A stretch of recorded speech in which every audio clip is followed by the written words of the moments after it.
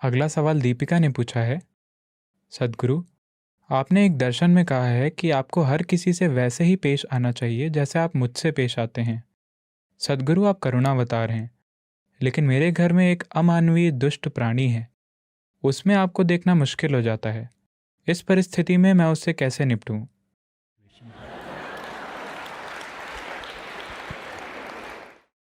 शादी के कितने सालों में यह विकास होता है, या ये एक पतन है? मुझे यकीन है कि एक समय में वो एक शानदार रोमांटिक बढ़िया आदमी थे। मैं नहीं जानता कि शादी के कितने सालों में वो एक दुष्ट जीव बन जाते हैं। और आपकी कितनी भूमिका है एक दुष्ट जीव के निर्माण में?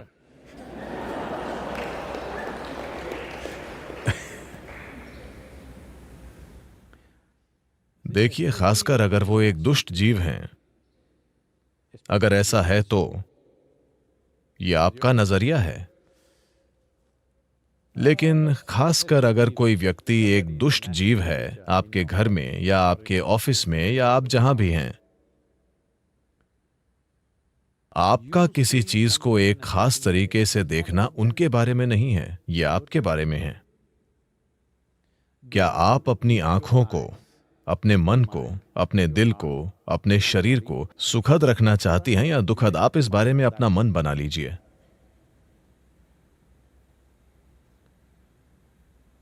अब अगर आप उन्हें देखती हैं, मैंने कहा कि उस दुष्ट जीव को भी आप कृपया ऐसे देखें जैसे कि वो मैं हूं। मैं आपसे ये नहीं कह रहा हूं कि आपको उसकी शिक्षाओं को सुनना है या उससे नए अभ्यास सीखने हैं। नहीं, मैं कह रहा हूं कि अगर आपने मुझे देखा है आदर, भक्ति, प्रेम, स्नेह के भाव के साथ, जो भी आपकी भावना है, अगर आपके पास वो है तो कृपया हर चीज को उसी से देखिए। क्योंकि मैं बस ये कह रहा हूं कि आपके पास एक शरीर है, आपके पास एक मन है, आपके पास भावना है, ऊर्जा है। हम अभी आपकी भावनाओं के बारे में बात कर रहे हैं। अगर आप भावनाओं की मधुरता के एक खास स्तर तक पहुंचते हैं अपने जीवन के किसी पल में, या तो अपने प्यार के कारण या भक्ति या करुणा या किसी भी वजह से आप मधुरता के एक खास स्तर तक पहुंचते हैं, यह आपके जीवन में एक ऊंचा मुकाम है। अब आपको उससे वापस नहीं आना चाहिए, आपको ये देखना चाहिए कि उससे आगे कैसे जाएं। मैं कह रहा हूं कि जो भी आपकी सबसे ऊंची या सबसे मधुर या सबसे शानदार भावना थी, उसे आधार रेखा बना दीजिए। आप वहां से वापस क्यों आ रहे हैं?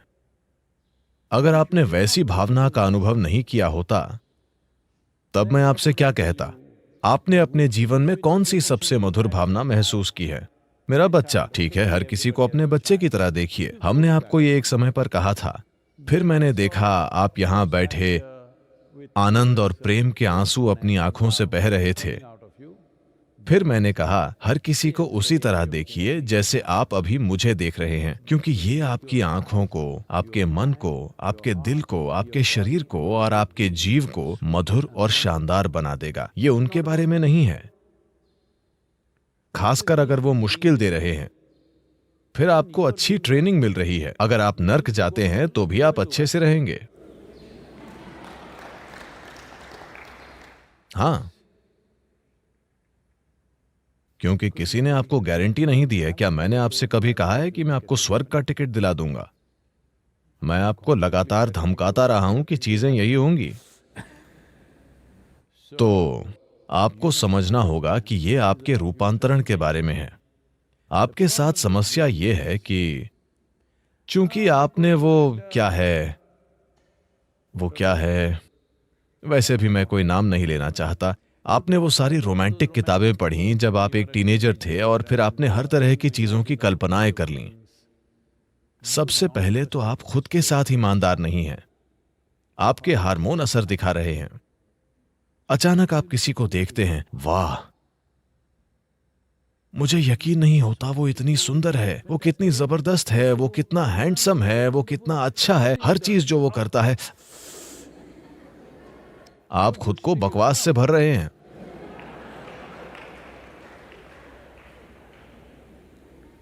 नहीं नहीं, वे चाहे जो भी करें, आप खुद को सुंदर बनाइए। अब अगर वे दुष्टता भरी चीजें कर रहे हैं, आप फिर भी शानदार हैं। ये बात अलग है, आप जानते हैं कि वे दुष्टता भरी चीजें कर रहे हैं और आप तब भी शानदार हैं। ये असाधारण है। वे दुष्टता भरी चीजें कर रहे हैं लेकिन आप सोचते हैं कि वे सुंदर चीजें कर रहे हैं। ये मूर्खतापूर्ण बकवास है। मैं आपको बताता हूं, कोई व्यक्ति जो भारतीय सेना में काम करता था, उसने मुझे ये बात बताई क्योंकि हम उसी तरह की परिस्थिति में थे कहीं और। तो उस समय वो ये बात बता रहे थे। वे पूर्वोत्तर इलाकों में ड्यूटी पर थे जहां हाथियों की काफी आबादी है। तो वो एक बटालियन के लीडर हैं। वो मेरे ख्याल से 18-20 लोगों के समूह का नेतृत्व कर रहे हैं। वे जंगल से होकर जा रहे हैं और उन्होंने एक बहुत बड़े हाथी को देखा। हर कोई पीछे हट गया। उन सभी के पास हथियार हैं, ठीक है, शक्तिशाली हथियार। ये घुसपैठ रोकने वाला दल है। इसका मतलब वे पूरी तरह से हथियारों से लैस हैं। वो हाथी को 100 मीटर 200 मीटर की दूरी से मार गिरा सकते हैं, वो जहां से भी चाहें। लेकिन वे सब पीछे हट गए क्योंकि वे वहां उस मकसद से नहीं हैं। लेकिन वो मुझे ये इसीलिए बता रहा था क्योंकि इस तरह की एक परिस्थिति एक दक्षिण भारतीय व्यक्ति के साथ हुई। तो अचानक उस ग्रुप में एक तमिल आदमी था जो सार्जेंट यानी एक हवलदार था। उसने अपने हथियार नीचे रख दिए और कहा, गणपति आ गए हैं, गणेश गणेश। और वो एक मंत्र का पाठ करने लगा। वो किसी गणपति मंत्र को जानता था। वो जाप करने लगा। वो सामने दौड़कर हाथी के पास चला गया, बस 50 फुट दूर, और घुटनों के बल बैठ गया और जोर जोर से मंत्र का पाठ करने लगा। हाथी ने उसे देखा। ये कौन बेवकूफ है जो उसे हर तरह के नामों से पुकार रहा है जो उसे अच्छे नहीं लगते। और ये लोग देख रहे हैं किस तरह का चमत्कार हो रहा है। हाथी बस वहां खड़ा है और ये आदमी अपने घुटनों के बल बैठा मंत्र का पाठ कर रहा है। हाथी बहुत तेजी से आगे बढ़ा और 2 सेकंड के भीतर या शायद 5 सेकंड में वो उस आदमी के ऊपर था। उसने उसे कुचल दिया, पीछे घुमा और चला गया। ये लोग भौचक्के रह गए और वे उसे बस कुचले जाते देखते रह गए। फिर कुछ लोगों ने हथियार निकाल लिए। जिस आदमी को मैं जानता था, जो इस टोली का इंचार्ज था, उसने उनको शांत किया क्योंकि वो पहले ही मर चुका था। एक पल में वो आदमी मर गया था। मैं आपसे ये इसीलिए कह रहा हूं कि हाथी आपके साथ, जंगली हाथी आपके साथ अच्छी चीजें नहीं करेगा बस इसलिए क्योंकि आप उसे भगवान कहते हैं, आप उसे गणपति कहते हैं और उसकी पूजा करने की कोशिश करते हैं। वो नहीं करेगा, वो वही करेगा जो उसे करना है। इसी तरह आपके घर में जो प्राणी है,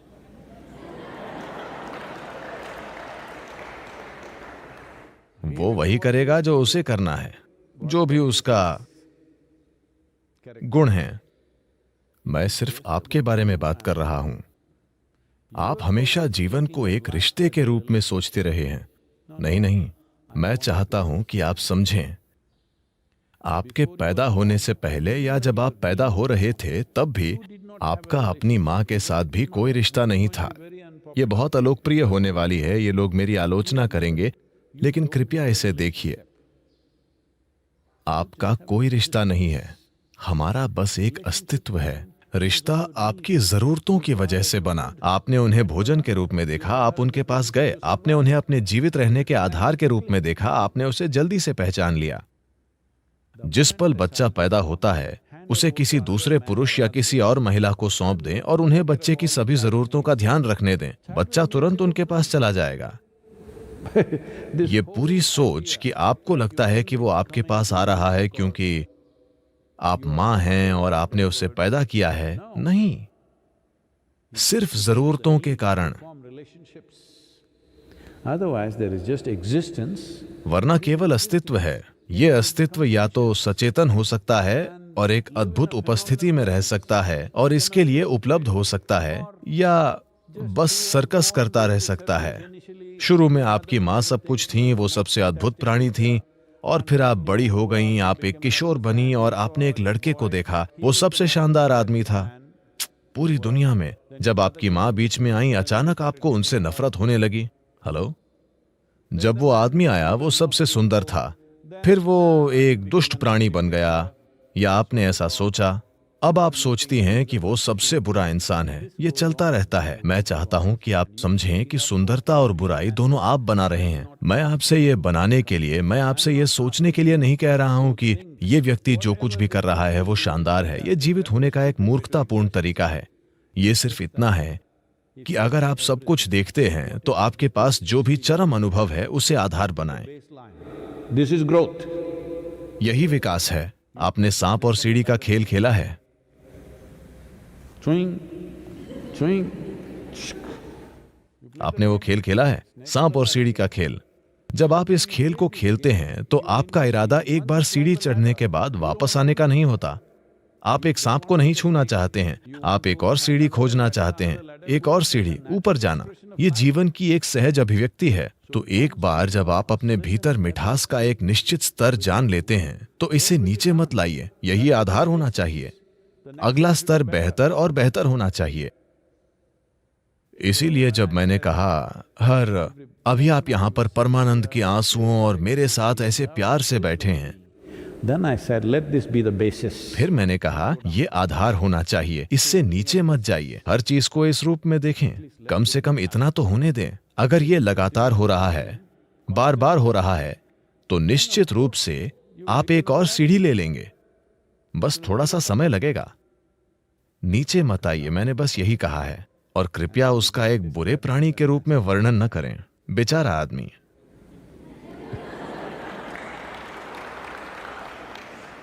This happened. ये हुआ। मुझे लगता है कि मैं आपको बता चुका हूं। हो सकता है कि इन दिनों में से पहले मैं आपको बता चुका हूं, मुझे याद नहीं है, लेकिन मुझे इसे फिर से बताना चाहिए। शंकरन पिल्लई ने सोचा कि उसकी पत्नी का चक्कर चल रहा है। उसने एक जासूस को काम पर रखा। मैं इसे जल्दी जल्दी कह रहा हूं, सिर्फ आपको याद दिलाने के लिए। उसने कहा, मुझे उसके खिलाफ सबूत चाहिए। तो जासूस घर के बाहर इंतजार कर रहा था। उसकी पत्नी घर से बाहर निकली, उसने उसका पीछा किया तो वो एक पार्क के पास गाड़ी पार्क करके अंदर चली गई। एक आदमी बेंच पर बैठा था। जैसे ही उसने इसे देखा, वो दौड़ता हुआ आया। वो दौड़ते हुए गई। वे एक दूसरे से गले मिले, हाथ पकड़े और बेंच पर बैठकर हंसी खुशी बातें करते रहे। उसने पूरा वीडियो लिया और कुछ ही घंटों में वो शंकरन पिल्लई के कार्यालय में आया और कहा, मुझे वो सबूत मिल गए हैं जो आप चाहते थे। सिर्फ एक दिन में मैंने अपना काम किया। मेरे पास इसका सबूत है। ये वीडियो देखिए। शंकरन पिल्लई ने वीडियो देखना शुरू किया और कहा, नहीं, मैं इस पर विश्वास नहीं कर सकता। नहीं नहीं, ये नहीं हो सकता। ये इस पर विश्वास नहीं कर सकता। जासूस बोला, आप किस पर विश्वास नहीं कर सकते? ये एक वीडियो है, ये बनाया हुआ नहीं है। ये वही वीडियो है जिसे मैंने अभी लिया है। उसने कहा, बात वो नहीं है मूर्ख, मैं विश्वास नहीं कर सकता कि वो इतनी मजेदार है।